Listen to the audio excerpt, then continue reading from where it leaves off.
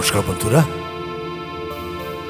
সতীনাথ ভাদুড়ীর লেখা উপন্যাস জাগরীর আজকের তৃতীয় খণ্ড। গল্প পাঠে আমি সাগর লাহিড়ী।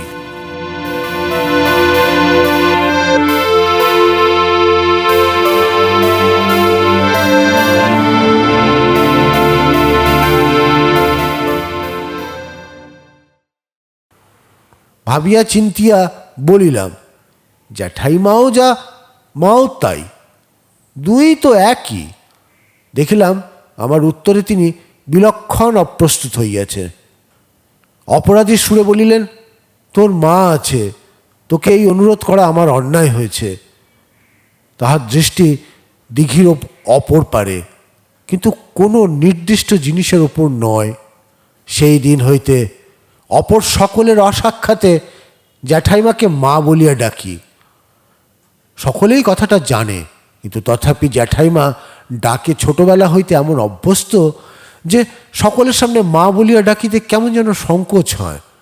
নবদ্বীপ ডাক্তারের সাইকেল হইতে পড়িয়া যাইবার স্থান দেখাইবার সময় জ্যাঠাইমার হঠাৎ আমার মা হইবার ইচ্ছা কেন হইল, তাহা আজও ঠিক করিতে পারি নাই। ইহার কিছুদিন পরের কথা। যাহা ভয় করিয়াছিলাম ঠিক তাই। আমার জ্যাঠাইমাকে মা বলা মা পছন্দ করেন না। আমি আর নীলু রান্নাঘরে দাওয়াতে খাইতে বসিয়াছি, মা পরিবেশন করিতেছেন। পরিবেশন করিয়া মা আমাদেরই সঙ্গে খাইতে বসিবেন। আমি হঠাৎ বলিয়া ফেলিলাম, মা জানো, জ্যাঠাইমা তিল বাটা দিয়ে একরকম এমন সুন্দর ঝিঙের ঝোল রাঁধেন, তার সেখানে খেলেই পারো, এখানে আর খাওয়া দরকার কি? কি কথার কি উত্তর? মা স্বভাবতই মিষ্টভাষিনী, তাহার কথার এই আকস্মিক ঝঙ্কার আমাকে অবাক করিয়া দিয়াছিল। নীলু হঠাৎ বলিয়া উঠিল, আজকে মাকে বলেছি কি না যে তুমি জ্যাঠাইমাকে মা বলো, তাই মা চটেছে, দেখলে না তুমি বললেন। সত্যি মা বেশি রাগ করিলে আর আমাদের তুই বলেন না। নীলুটাও আবার এমন বোকা, মার আড়ালে খবরটি আমাকেই দিলেই পারিত। দেখলাম মার দু চোখ দিয়া জল আসিতেছে। তাহা ঢাকিবার জন্য রান্নাঘরে ঢুকিয়া পড়িলেন। আমার মনে হইতে লাগিল যে একটি গুরুতর অপরাধ করিয়া ফেলিয়াছি। মা যে ওয়ার্ডে আছেন তার নাম অওরাত কিতা। আজ আর ঘুমাইতে পারিবেন না। মা বোধহয় মশারি ফেলিয়া জপে বসিয়াছেন। মন খারাপ হইলেও মা দেখিয়াছি জপে বসে। নীলু যখন দেউলিতে গত বৎসরের প্রথম দিকে অসুখে পড়িয়াছিল, তখনকার কথা বলিতেছি, হঠাৎ খবর আসিল নীলুর অ্যাপেন্ডিসাইটিস অপারেশন করা হইয়াছে আজমির হাসপাতালে। সেদিন সারা রাত মা পূজার ঘরে থাকিলেন। রাত্রি প্রায় 11টার সময় কেবল একবার আমার ঘরে আসিয়া আয়নার পাশে ও তাকের উপর শিশিগুলির পাশে কিছু খুঁজিতে লাগিলেন। আমার মনে হইল মা হয়তো নীলুর অসুখের সম্বন্ধে আমার সহিত কথা বলিতে চাহেন, অথচ সাহস পাইতেছেন না, পাছে আবার আমি অসুখের গুরুত্ব বা প্রাণের আশঙ্কা সম্বন্ধে কোনো কথা বলিয়া ফেলি। সেই জন্য বোধহয় জপ করিয়া মনে সম্পূর্ণ বল পান নাই। মা ভাবিলেন আমার দৃষ্টি বইয়ের দিকে নিবদ্ধ, তাকে আমি দেখিতেছি না। দেখিলাম অতি ভক্তিভরে দেওয়ালে টাঙানো গান্ধীজির ছবিটিকে প্রণাম করিলেন। তাহার আলনায় টাঙানো গুছানো কাপড়গুলিকে আবার গুছাইতে আরম্ভ করিলেন। তখন আমি মাকে বলিলাম, অ্যাপেন্ডিসাইটিস অপারেশন অতি সাধারণ ব্যাপার, সকলেরই সেরে যায়। আজকাল বিলেতে সুস্থ লোকে এই অপারেশন করিয়ে নেয়। মা এমন ভাব দেখাইলেন যে এ বিষয়ে তাহার কোনো চিন্তা বা ঔৎসুক্য নেই। দেউলি থেকে আজমির কত দূর রে? আবার সারা রাত্রি জপেই কাটিল। গুমটির ওপর হইতে একজন ওয়ার্ডার একটানা চিৎকার করিয়া চলিয়াছে, বলো রে নয়া গোল, বলো রে জুভলিন। Juvenile word. রাত্রি এখনও কিছু বেশি হয় নাই, কিন্তু ইহারই মধ্যে অধিকাংশ ওয়ার্ডেই পাহারাই দায়সারাভাবে জবাব দিতে আরম্ভ করিয়াছে। ওয়ার্ডার গানের মতো সুর ধরিয়া বলিতেছে, বলো রে 5 নম্বর। বলিতে আমার 16 গুণিতে যত সময় লাগিল ততটা সময় লাগিল। একজন ওয়ার্ডার আমায় একদিন বুঝাইয়াছিল, তাহারা যে গানের সুরে কথাগুলি বলে তাহাতে কষ্ট কম হয় আর গলা ভাঙিয়া যাইবার সম্ভাবনা থাকে না। প্রতি ওয়ার্ডে 4টি করিয়া বড় বড় হল, 2টি উপরে 2টি নিচে। জেলের ভাষায় এই হলগুলির নাম খাটাল। 5 নম্বর ওয়ার্ডের প্রথম হল হইতে জবাব আসিল ভাঙা খনখনে গলায়, 5 নম্বর পহলা খাটাল, জমা 157, আসামি তালা বাত্তি ঠিক হ্যাঁ। লোকটির গলা শুনিয়া মনে হইতেছে উহার মুখ জোড়া খোঁচা খোঁচা কাঁচা পাকা গোঁপ, ভারী কর্তব্যনিষ্ঠ। তার মাথায় নীল টুপি, অর্থাৎ সে পাহারা। মাসে 4 আনা করিয়া বেতন তাহার নামে সরকার বাহাদুরের তরফ হইতে জমা হয়।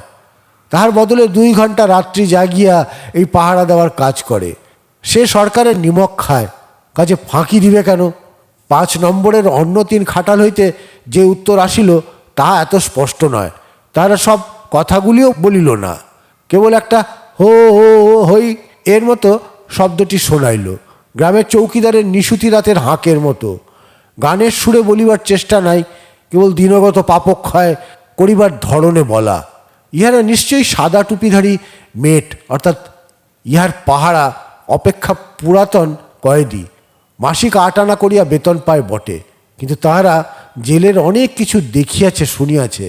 তারা জানে যে এই কাজ ভালো করিয়া করার উপর তাহাদের মার্কা রেমিশন নির্ভর করে না, আর জানে কি করিয়া হেড জমাদারকে সন্তুষ্ট রাখিতে হয়। একজন মেট নেহাত কেউকেটা নয়, তাহার অধীনে আছে এতগুলি কয়েদি। তাহাদের শাসনে রাখিতে হইলে জেলের কর্মচারীদের প্রতি, জেলের নিয়মের প্রতি একটা বেপরোয়া তাচ্ছিল্যের ভাব দেখাইতে হইবে। বলো রে নায়া গোল, সেগ্রিগেশন ওয়ার্ড। যতক্ষণ বোলোরে বলিতেছিল আমি উৎকর্ণ হইয়া শুনিয়াছিলাম যে 5 নম্বরের পর 6 নম্বর বলিবে না নয়া গোল বলিবে, তা হইতে বোঝা যাইবে ওয়ার্ডার নতুন না পুরনো। 6 নম্বরের আরেকটি নাম দামলিকিতা। যাহাদের যাবজ্জীবন কারাদণ্ডের আদেশ হইয়াছে তাহারাই এই ওয়ার্ডে থাকে। এই কয়েদিরা অন্য ওয়ার্ডের কয়েদিদিগকে কদ্দুচোর বলিয়া ঠাট্টা করে ও তাচ্ছিল্যের দৃষ্টিতে দেখে। তারা নাকি লাউ চুরি করিয়া জেলে আসিয়াছে। এই দামুলিদের লাইফার সকল ওয়ার্ডারই একটু সমীহ করিয়া চলে, আর পুরনো ওয়ার্ডারদের সহিত ইহাদের একটি বন্দোবস্ত আছে। তাহারা গুমটির ওপর ডিউটিতে থাকিলে ইহারা সারা রাত শান্তিতে ঘুমাইতে পায়। মেট পাহারার চিৎকার ও সংখ্যা গণনা হইতে তাহারা অব্যাহতি পায়, আর সারা দিন বেচারারা জেলের ফ্যাক্টরিতে কাজ করে। একটু অবিচ্ছন্ন নিদ্রার সুযোগ না পাইলে ইহারা সারা জীবন এই হাড় ভাঙা খাটুনি খাটিবে কেমন করিয়া? নতুন ওয়ার্ডের হইলে নিশ্চয়ই বোলোরে 6 নম্বর বলিয়া হাঁক দিত। 2 নম্বর ওয়ার্ড হইতে 6 নম্বর ওয়ার্ডের দিকে তাকালেই যেন মনে হয় একটা বড় জংশন রেল স্টেশনের প্ল্যাটফর্মে দাঁড়াইয়া আছি। এই ওয়ার্ডটি একজন রাজা বাহাদুরের দান। দানের পাত্র, বিষয়বস্তু ও উদ্দেশ্য বাছিবার প্রতিভা রাজা বাহাদুরের নিশ্চয়ই অনন্য সাধারণ বলিতে হইবে। যা হোক, এই দানের দ্বারা রাজবাহাদুরের কোনো গুপ্ত আকাঙ্ক্ষা সিদ্ধ হইয়াছে কিনা জানি না, তবে যে হতভাগ্য আজীবন কারাগারে কাটাইবে তারা নিশ্চয়ই তাহাকে আন্তরিক ধন্যবাদ দেয়। লাইফাররা সাধারণত লোক ভালো, পাকা চোরের ছ্যাঁচায়ামি বা নীচতা তাহাদের মধ্যে নেই। জেলকেই ঘরবাড়ি করিয়া লইয়াছে। কেহ বা ওয়ার্ডের আঙ্গিনায় সযত্নে তুলসী গাছ পুঁতিয়াছে, কেহ অল্প জায়গায় পরিষ্কার করিয়া নিকাইয়া বসিবার স্থান করিয়া লইয়াছে। অনেকেরই নিজের নিজের লঙ্কা ও পুদিনার গাছ আছে। এই গাছগুলির উপর তাহাদের কি মায়া, স্নেহ, ভালোবাসা, সন্তান বাৎসল্যের স্বাভাবিক প্রেরণা তাহারা এই গাছগুলির ওপর নিঃশেষ করিয়া ঢালিয়া দেয়। হাজারিবাগ জেলের সেই ফিরিঙ্গি উইলিয়ামস সাহেবের ছাড়াই পাইবার দিন কি কান্না! 14 বছর সে জেলে কাটাইয়াছে। তাহার পোতা পেয়ারা গাছটি কত বড় হইয়াছে। তাহারই হাতের লাগানো গোলাপজাম গাছটি পাউডার পাফের মতো ফুলে ভরিয়া গিয়াছে।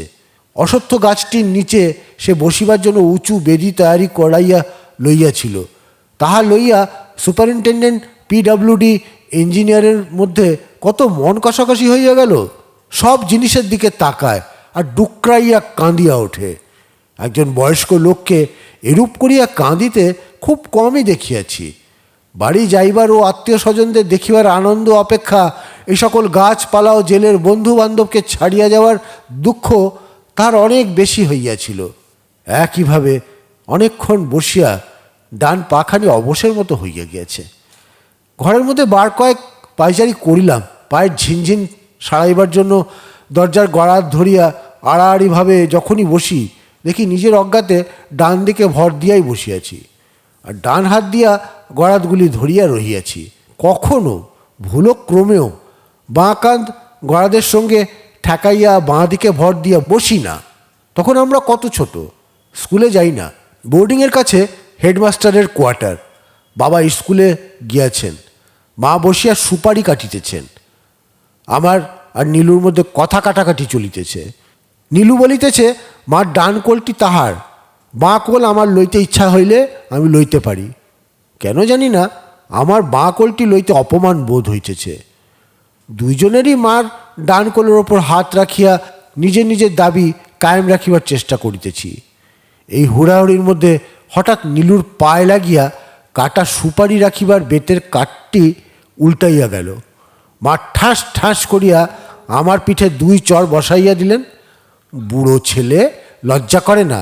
যত বয়স হচ্ছে তত গুণ বাড়ছে। আমি জবাব দিলাম, আমি সুপারি ফেলেছি নাকি?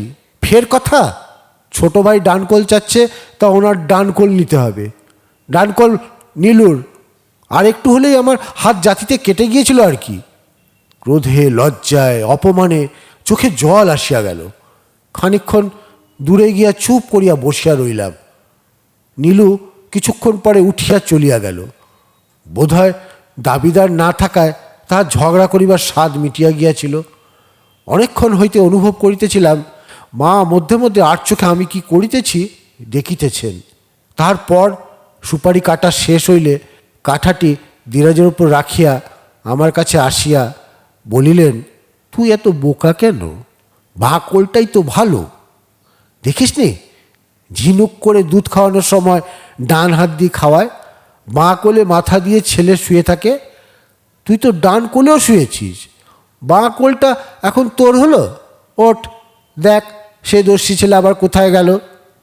যুক্তিটি সেই সময় অকাট্য মনে হইয়াছিল। ডান পায়ের অবশ ভাবটি কাটিয়া গিয়াছে। ঘরের ভিতর পাইচারি করিতেছি দেখিয়া ওয়ার্ডার দরজার কাছে আসিল, যেন জানিতে চায় আমি কি ভাবিতেছি, কেন হঠাৎ রাত দুপুরে অন্ধকারে ঘরের মধ্যে পাইচারি করিতে আরম্ভ করিলাম। বোধহয় ভাবিতেছে যে বাবুর মনের ঠিক নাই, আর আজকের দিনে তো থাকিবার কথাও নয়। গড়াদের বাহির হইতে ওয়ার্ডার দেখিতেছে, মনে হইতেছে যেন চিড়িয়াখানার দর্শক খাঁচার ভেতর কোনো বন্যজন্তু দেখিতেছে। চিড়িয়াখানার কথায় মনে পড়ল, কাশীতে আমার বন্ধু নীরেশের ছোট ঠাকুমা তীর্থ করিতে গিয়াছেন। কোনো দুঃসম্পর্কের ছোট ঠাকুমা। দ্বিতীয় পক্ষে বিবাহ হইয়াছিল এক বৃদ্ধ জমিদারের সঙ্গে। বিবাহের কিছুদিনের মধ্যেই বিধবা হন। কাশীতে সঙ্গে আসিয়াছিলেন ছোট ঠাকুমা, কিন্তু বয়স এত কম দেখিয়া অবাক হইয়া গিয়াছিলাম। তাহাদের লইয়া আমি আর নীরেশ প্রচুর উৎসাহের সহিত কাশীতে দ্রষ্টব্য স্থানগুলি দেখাইয়াছিলাম।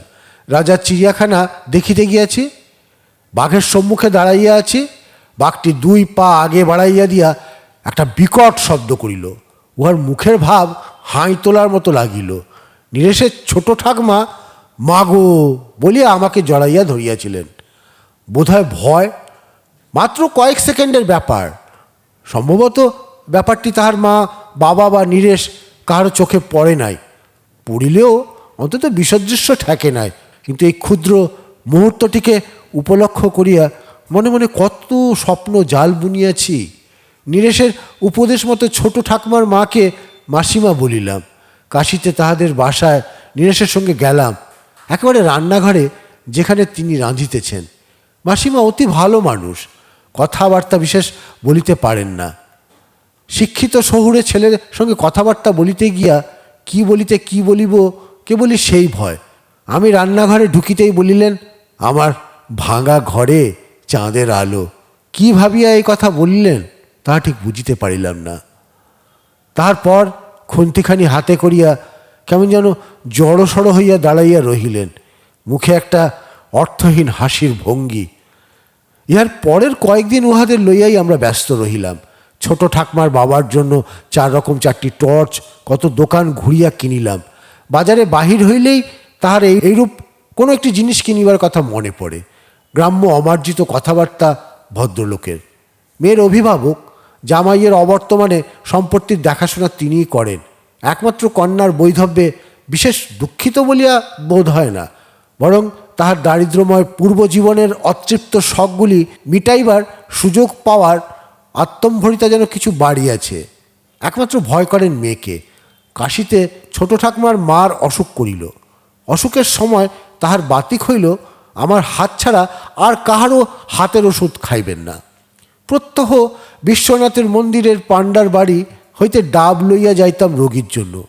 বাড়িতে ঢুকিতেই ছোট ঠাকুমা বলিতেন, এই যে সন্ন্যাসী ঠাকুর এসেছেন। এতক্ষণে মার নিশ্চিন্দি।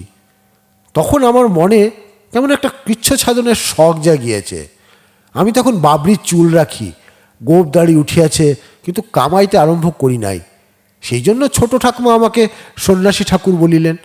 তাহার কথা মনে পড়িলেই তাহাকে দেখি, নীলাম্বরী শাড়ি পরনে, হাতে বোম্বাই বেঁকি চুড়ি, গলায় মোটা চেন হার। বোধহয় তাহার মা প্রাণে ধরিয়া তাহার একমাত্র মেয়েকে বৈধব্য বেশ লইতে দেন নাই। গায়ের রং কালো এবং তাহার সহিত চিরিতন পাড় নীলাম্বরী শাড়ি একেবারেই মানায় নাই। নেহাত সাধারণ গ্রাম্য গৃহস্থ বাড়ির মেয়ে ছোট ঠাকুমা। বলিবার মতো রূপগুণ তাহার ছিল না, কিন্তু আমাকে আকর্ষণ করিয়াছিল তাহার রূপের স্নিগ্ধতা, সম্পূর্ণ আপন করিয়া লওয়া ব্যবহার আর কথাবার্তার আন্তরিকতা। তাহারা যেদিন দেশে ফিরিয়া যাইতেছে, আমি নীরেশ তাহাদের ট্রেনে উঠাইয়া দিতে গিয়াছি। নীরেশ আর ছোট ঠাকুমার বাবা পানওয়ালার নিকট হইলে শেষ মুহূর্তের মনে পড়া কিছু ভালো কাশির জর্দা কিনিতে গিয়াছেন। আমি প্ল্যাটফর্মে দাঁড়াইয়া, হাত দুইটি গাড়ির জানলার উপর, জানলার সম্মুখে বসিয়া ছোট ঠাকুমা আমার হাতের উপর হাত রাখিয়া। তাহার দুই চোখ জলে ভরিয়া গিয়াছে। আমি তাহার দিকে তাকাইতে পারিতেছি না। আমাকে আস্তে আস্তে বলিলেন, সন্ন্যাসী ঠাকুর, আমাদের ওখানে একবার যেও। তাহাকে কথা দিয়াছিলাম, অনেক দিন পর্যন্ত ইচ্ছাও ছিল সে কথা রাখিব। ছোট ঠাকুমারা চলিয়া যাইবার পর কিছুদিন সব খালি খালি বোধ হইয়াছিল। কোনো কিছুতেই মন বসে না। ঘুরিয়া ফিরিয়া একটি মুখ সর্বদাই চোখের সম্মুখে ভাসিয়া ওঠে। চিঠির প্রত্যাশায় পোস্ট অফিস পর্যন্ত গিয়া হাজির হইতাম। তারপর সেই নীলাম্বরী শাড়ি, সেই বোম্বাই বেঁকি চুড়ি কবে স্মৃতিপট হইতে মুছিয়া গিয়াছে। ধীরে ধীরে মনের অজ্ঞাতে 4-5 বৎসর পূর্বে পুরাতন চিঠির গোছা পুড়াইয়া ফেলিবার সময় একখানি নীল রঙের কাগজে লেখা চিঠির 2 ছত্র পড়িয়া তাহার অমার্জিত ভাব বড়ই দৃষ্টিকটু লাগিয়াছিল। সন্ন্যাসী ঠাকুর, বিয়ের ভোজে ফাঁকি দিও না আমাকে। ভোজের জন্য আমি পেট চাঁচিয়া বসিয়া আছি। পেট চাঁচিয়া কথাটি বড়ই সুরুচির দৈন্যের পরিচায়ক। চিঠিতে এরূপ ধরনের কথা লেখা যায়, এ কথা ভাবিয়াই অবজ্ঞা ও তাচ্ছিল্যে মন ভরিয়া যায়। খট খট খট ভারী মিলিটারি বুটের শব্দ হইতেছে। শান বাঁধানো আঙিনার উপর 3টি নতুন সিপাহী আসিল। পূর্বের ওয়ার্ডারের নিকট হইতে চার্জ বুঝিয়া লইয়া ঘরের তালা ঠিক আছে কিনা দেখিল। কোনো সেলের সম্মুখে বেশিক্ষণ দাঁড়াইয়া চেঁচামেচি করিল না। বুঝিলাম সেলের কোনো আসামি এখনও ঘুমায় নাই। ঘুমাইয়া পড়িলে ওয়ার্ডার নিশ্চয়ই ডাকিয়া তুলিত। যখন চার্জ বদল হয়, তখন নতুন ওয়ার্ডার প্রতি সেলের আসামিকে ডাকিয়া তুলিয়া দেখে যে সে জীবিত আছে কিনা। যদি কেহ সেলের দরজার কাছে বসিয়া থাকে কিংবা কাশিয়া বা কোনো উপায় সাড়া দিয়া বুঝাইয়া দেয় যে সুস্থ শরীরে বাঁচিয়া আছে, তাহা হইলে তাহাকে ডাকে না। কিন্তু ঘুমাইয়া পড়িলে আর রক্ষা নাই। সেলের আসামি, তাহার আবার একটানা 2 ঘন্টার অধিক প্রগাঢ় নিদ্রার প্রয়োজন কি? কারণ জিজ্ঞাসা করিলে বলে, यही রুল হ্যাঁ বাবু। যদি কেহ অজ্ঞান হইয়া গিয়া থাকে বা অসুখ হইয়া বাকশক্তি রহিত হইয়া থাকে, তাহা হইলে আমরা না ডাকিলে জানিতে পারিব কি করিয়া? ডাক্তারকে খবর দিব কেমন করিয়া? সত্য কথা বলিতে কি, ইহাতে সেলের কয়েদিদের বিশেষ অসুবিধে হয় না। মশা, ছাড়পোকা, পিঁপড়া, দিবারাত্র কর্মহীনতা, দুশ্চিন্তা প্রভৃতি নানা কারণে স্বাভাবিক কর্মজীবনের গভীর নিদ্রা সেলের বাসিন্দাদের নাই। 10 নম্বর সেল হইতে গানের সুর ভাসিয়া আসিতেছে, শহীদোকে টোলি নিকলি। টলি কথাটি শুনিলেই পাটনা ক্যাম্প জেলের 1932 সালের সেবাদল ট্রেনিংয়ের কথা মনে পড়ে। আমি আর নীলু দুইজনেই সেবাদল ট্রেনিং লইব বলিয়া ঠিক করিলাম। প্রথম দিন কাবায়াত ড্রিল শেষ হইলেই নীলু আমাকে জিজ্ঞাসা করিল, টলি কী রে? আমি তাহাকে বুঝাইয়া দিলাম যে কয়েকজন সিপাহী মিলিয়া একটি টলি হয়। সিপাহী মানে হচ্ছে প্রাইভেট, আর টলি নায়ক হচ্ছে এনসিও। নীলু অসহিষ্ণুভাবে বলিল, ওসব তো আজকে টেন্ডুলকার ভালোভাবে বুঝিয়ে দিয়েছে। কিন্তু আমি জিজ্ঞাসা করছি, টলি কথাটা এরা পছন্দ করলো কেন? আর কোনো কথা পেল না। টলি এই বলিয়া কি হাসি! সেই দিনই বিকেলবেলায় তেন্ডুলকার যখন কদম খোল, স্ট্যান্ড অ্যাট ইজ আর সাবধান অ্যাটেনশন এর অর্থ বোঝাইতেছিল, নীলু একেবারে ড্রিলের মধ্যে হাসিয়া ফাটিয়া পড়িল। তেন্ডুলকার তো চটিয়া আগুন। সে হুবলুতে হার্দিকারের ক্যাম্পে ট্রেনিং লইয়াছে, বোম্বাইয়ে ক্যাম্প চালাইয়াছে, প্রাদেশিক কংগ্রেস কমিটির সভাপতির বিশেষ অনুরোধে সে মহারাষ্ট্র ছাড়িয়া বিহারের সেবাদলের কাজ করিতে আসিয়াছে। সেবাদল ট্রেনিং সম্বন্ধে তার প্রচুর অভিজ্ঞতা, কিন্তু ড্রিলের সময় এইরূপ ডিসিপ্লিনের অভাব সে পূর্বে কখনো দেখে নাই। সে ভালো হিন্দি বলিতে পারে না, রাগে তাহার চোখ মুখ লাল হইয়া উঠিয়াছে। তুমকো এই লাকড়ি মিলেগা বলিয়া হাতের লাঠিটা দিয়া নীলুকে একটি গুঁতা মারিল। নীলু তাহার হাত হইতে লাঠি কাড়িয়া বলিতেছে, লাকড়ি মিলেগা? ওসব মহারাষ্ট্র মে कीजिए, यहाँ वो सब नहीं चलेगा। राष्ट्रभाषा बोलने नहीं आता है, पूरा शहर को पूरे बोलता है और हिंदी में बात बोलने को शौक है। নীলু তেন্ডুলকরের হাত ধরিয়া ফেলিয়াছে। চারিদিকে হইতে সকলে গিয়া তাহাকে ছাড়াইয়া দিল। সঙ্গে সঙ্গেই এই খবর জেলের সর্বত্র ছাড়াইয়া পড়িল। ক্যাম্প জেলে তখন প্রায় 4,500 রাজবন্দী থাকে। যে ওয়ার্ডে যাও সকল স্থানেই ছোট ছোট দল এই বিষয়েই আলোচনা করিতেছে। জেলের প্রতি কোণে আকাশে বাতাসে সজীব গুঞ্জন ধ্বনি। জেলের কেন্দ্র, যার নাম আমরা দিয়াছিলাম চৌক, সেখানে বেশ কয়েকটা বড় দল জটলা পাকাইতেছে। ওয়ার্ডাররা শুদ্ধ রাজবন্দীদের সহিত মিশিয়া এক হইয়া গিয়াছে। তাহাদের জেলের পলিটিক্সে উৎসাহ কম নয়। একজন বক্তৃতা দিয়া আসল পরিস্থিতি সকলকে বুঝাইয়া দিলেন। বিহারের সুনামে কলঙ্ক পড়িবে, বাহিরের লোক তেন্ডুলকার, তাহার প্রতি অতিথি সৎকার কি এমন করিয়াই করা হইল? তাহার উপর রাষ্ট্রভাষা লইয়া উপহাস। তাহার পর নিকটস্থ শ্রোতাদের বিশ্বাসের পাত্র বিবেচনা করিয়া যেন একটি গুপ্ত কথা বলিতেছে, এই ভাব দেখাইয়া গলার স্বর নামাইয়া বলিলেন, বাঙালি কিনা? তাহার পর ঠোঁটের কোণে ঈষৎ হাসি আনিয়া তাহার দ্বারা ব্যক্ত করিতে চাহিলেন, তোমরা তো সব জানোই, তোমাদের কি আর বুঝিয়ে দিতে হবে? লজ্জায় অপমানে আমার মাথা কাটা যাইতেছিল। ইহারা নীলুর মনের ভাব জানে না, তাহারা ব্যবহারের একটা মন গড়া অর্থ করিয়া লইয়াছে। এই অর্থটি তাহাদের বেশ মনের মতো হইয়াছে। সন্ধ্যার পর ওয়ার্ডে নীলুর সহিত দেখা। খাইবার সময়, সূর্যাস্তের পূর্বেই খাওয়া হইয়া যায়। সে সময় ক্ষুধা হয় না বলিয়া আমরা রুটি লইয়া ওয়ার্ডে রাখি, পরে একটু অধিক রাত্রে খাই। নীলু নিজেই কথাটা পারিয়া আমার সংকোচ ভাঙিয়া দিল। বিকালের ঘটনায় আমি লজ্জিত হইয়াছিলাম। নীলু কিন্তু কিছুমাত্র অপ্রতিভ হয় নাই। সে বলিয়া চলিয়াছে, এই সমস্ত ড্রিলের অর্ডারগুলো ইংরেজিতে রাখলে কি ক্ষতি হতো? Quick March, stand at is বললে ভারতের স্বাধীনতা পাওয়া কি দুর্ঘট হয়ে যেত নাকি? হিন্দি জানেন না, আবার হিন্দি বলা চাই। ম্যানার্স জানে না, ছোট লোক, ওকে আবার খাতির কিসের? কোনো বিষয়ে অযাচিত উপদেশ আমি নীলুকে কোনো দিন দিই নাই। এখনও হয়তো আমি কোনো কথা বলিতাম না, যদিও নিজেই কথাটি না পারিত। অন্যান্য রাজবন্দীরা নীলুর আচরণের কি কদর্থ করিয়াছে তা সংক্ষেপে বুঝাইয়া দিলাম।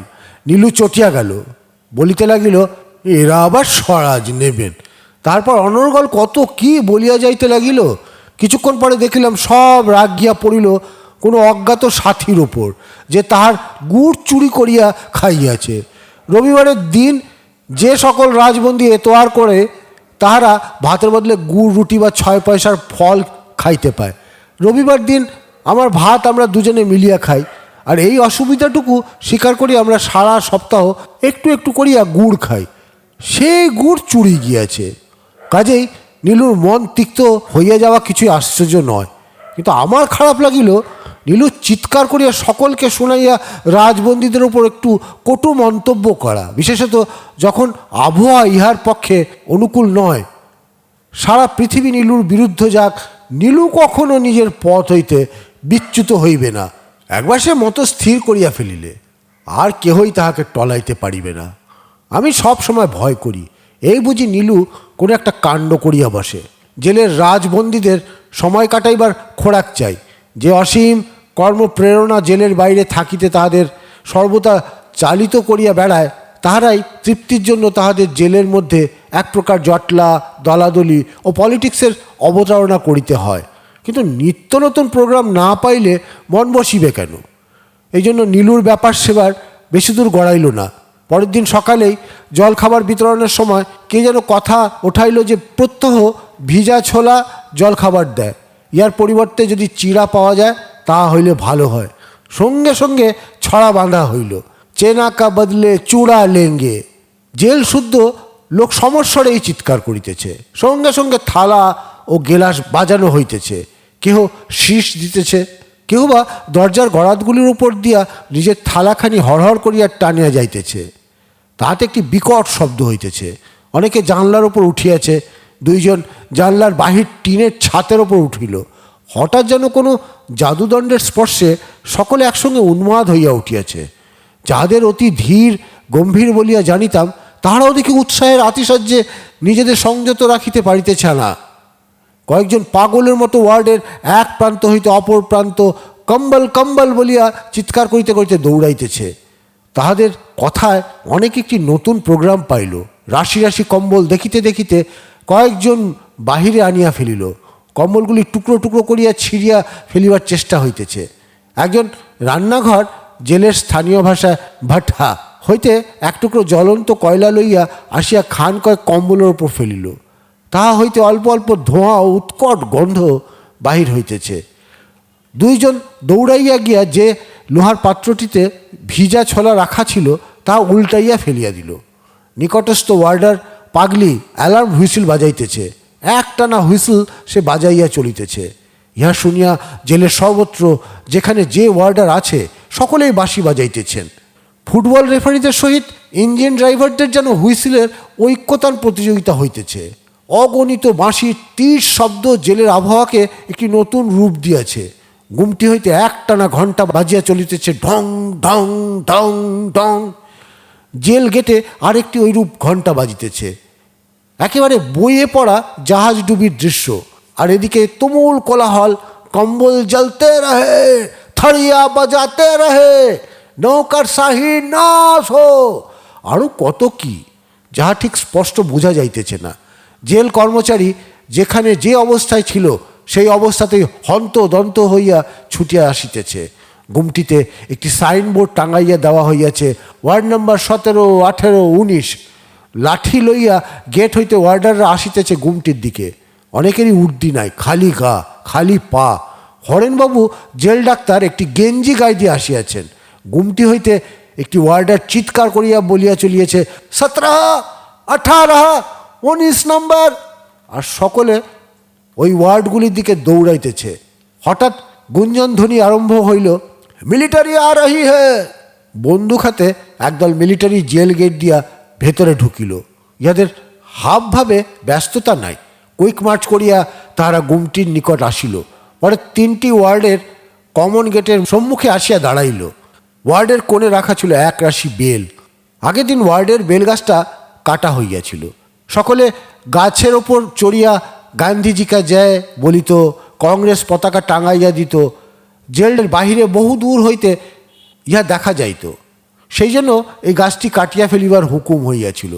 প্রথমেই 4 জন ওয়ার্ডার আসিয়া ওই বেলগুলি ঘিরিয়া দাঁড়াইল, যাহাতে লাঠি চার্জের সময় কয়েদিরা ওইগুলি ওয়ার্ডারদের বিরুদ্ধে ব্যবহার না করিতে পারে। মিলিটারিগুলি ওয়ার্ডটিকে ঘিরিয়া ফেলিল। তারপর একদল ওয়ার্ডার, তাহাদের সঙ্গে জনকয়েক মেট, কনভিক্ট ওভারসিয়ার এবং কয়েকজন জেল কর্মচারী ওয়ার্ডের ভিতর ঢুকিল। তারপরই আরম্ভ হইল লাঠিচার্জ। সরকারি ভাষায় মৃদু লাঠিচার্জ। ইহাতে দোষী নির্দোষের বিচার নাই। যারা নির্বিরোধ ও শান্তিপ্রিয় তারাই অধিকাংশ ক্ষেত্রে বেশি প্রহার খায়। মারিবার সময় সিপাহীরা মুখ দিয়া কেমন যেন একটা শব্দ করিতেছে। উধার কই, একটু ভাগা, ইস বদমাসকো মারো। ওয়ার্ডারেরা চিৎকার করিতেছে। মেয়েদের উৎসাহের অন্ত নেই। অফিসারেরা যেদিকে দাঁড়াইয়া আছে সেই দিনকার কয়েদিদের কিছুতেই নিস্তার নাই, কারণ ওয়ার্ডাররা তাহাদের কর্মনৈপুণ্যে উপরওয়ালার নিকট দেখাইতে ব্যগ্র। কতগুলি লোক পড়িয়া গিয়াছে, মাথায় চোট লাগিবার পর বসিয়া পড়িল। দ্বারভাঙ্গার একজন নিরীহ রাজবন্দী জপ করিতেছিল, সেও নিস্তার পাইল না। উহারা আমাদের দিকে আসিতেছে, বেশ নার্ভাস বোধ হইতেছে। মার খাইব জানি, প্রতিরোধ করিতে পারিব না তাহাও জানি, কিরূপ আঘাত কপালে আছে তাহার কল্পনা করিতেছি। একটি লাঠি আমার মাথা লক্ষ্য করিয়া পড়িল। নিজের অজ্ঞাতসারেই কখন 2 হাত দিয়া মাথা ঢাকিয়াছিলাম জানি না, বুঝিলাম যখন হাতে চোট লাগিল।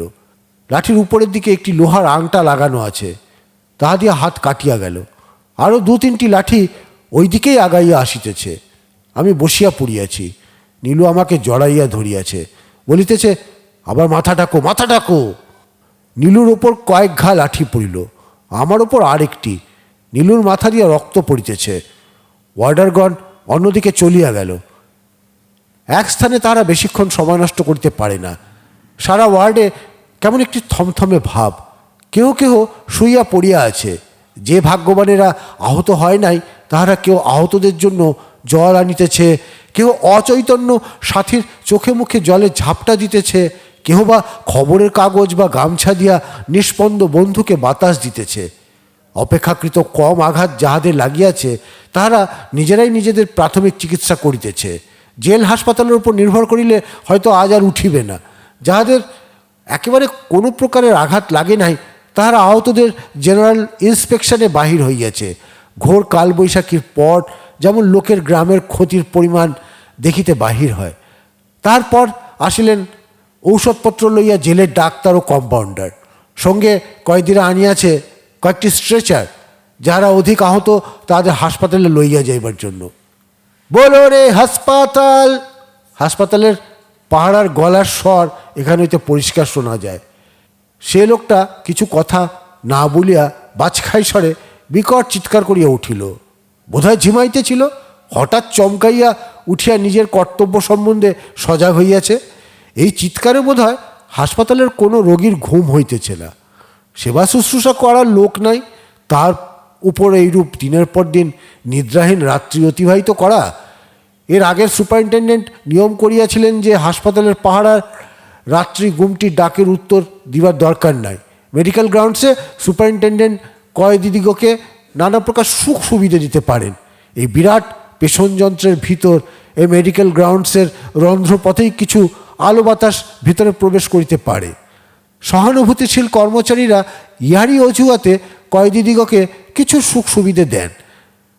নতুন সুপারিনটেন্ডেন্ট আসিয়া পাহারার হাঁকের পুরাতন নিয়ম আবার প্রচলিত করিয়াছেন। দরদ ও সেবার জন্য লালায়িত রোগী কয়েদিরা কি রোগশয্যায় শুইয়া তাহাদের স্ত্রী পুত্র পরিজনের কথা ভাবিতেছে না? রোগ হইলেই জেলে বাড়ির কথা বেশি মনে করিয়া থাকে। সাধারণ কয়েদিরা জেলের বাইরে থাকিবার সময় হয়তো 2 বেলা খাইতেও পাইত না। জেলে আর কিছু না হোক, অন্তত 2 বেলা 2 মুঠো ভাত খাইতে পাওয়ার সম্বন্ধে কোনো অনিশ্চয়তাই নাই। কিন্তু তাহা হইলে কি হয়? রোগ হইলে তাহারা নিজেদের একেবারে অসহায় মনে করে। এই রুগ্ন কয়েদিরা কি শত চিন্তার মধ্যেও আজ আমার কথা একবার না ভাবিয়া থাকিতে পারিবে? সহানুভূতিতে না হোক, আতঙ্কেও তাহারা আজ আমার ফাঁসির কথা নিশ্চয়ই ভাবিতেছে। ঠিক আমার কথা নয়, একজন অপরিচিত ফাঁসির আসামির কথা, যে 1 নম্বর সেলে আছে। হাসপাতালের দোতলার উপর একটি খোলা বারান্দায় টিবি রোগীরা থাকে। সেই স্থান হইতে ফাঁসির মঞ্চ পরিষ্কার দেখা যায়। আজ মঞ্চের চতুর্দিকে উজ্জ্বল আলোতে আলোকিত। শান্ত্রীরা মঞ্চটিকে ঘিরিয়া দাঁড়াইয়া পাহারা দিতেছে। কি জানি আবার কেউ যদি টাকা পয়সা খরচ করিয়া ওয়ার্ডারদের দিকে মঞ্চের কলকবজা কাজের অযোগ্য করিয়া রাখিয়া দেয়। ওই টিবি রোগীরা ওই দীপালি উৎসব দেখিতেছে, আর হয়তো তাহাদের প্রাণ শুকাইয়া যাইতেছে। বাঁচিবার আকাঙ্ক্ষা থাকা সত্ত্বেও তাহারা তিলে তিলে মরিতেছে। তথাপি ফাঁসির কয়েদির অপেক্ষা তাহারা নিজেদের ভাগ্যবান মনে করে। তাহাদের দীর্ঘ নিঃশ্বাস ও অযাচিত করুণা মাথায় লইয়া আমাকে যাইতে হইবে। আমার ফাঁসি তো তবু জেলের ভিতরে একটি সাময়িক চাঞ্চল্য ও বিষাদ আনিবে, আর ইহাদের মৃত্যুর কথা তো কেউ জানিতে পারিবে না। নিকট আত্মীয়ের নিকট একখানি সার্ভিস পোস্টকার্ড পৌঁছাইবে, আর হাসপাতালের মৃত্যুর সংখ্যায় একটি বৃদ্ধি দেখানো হইবে। ইহার মৃত্যুর রাত্রে নাইট ডিউটিতে জেল ডাক্তার হয়তো লেপের ভেতর হইতে বাহির হইবেন না।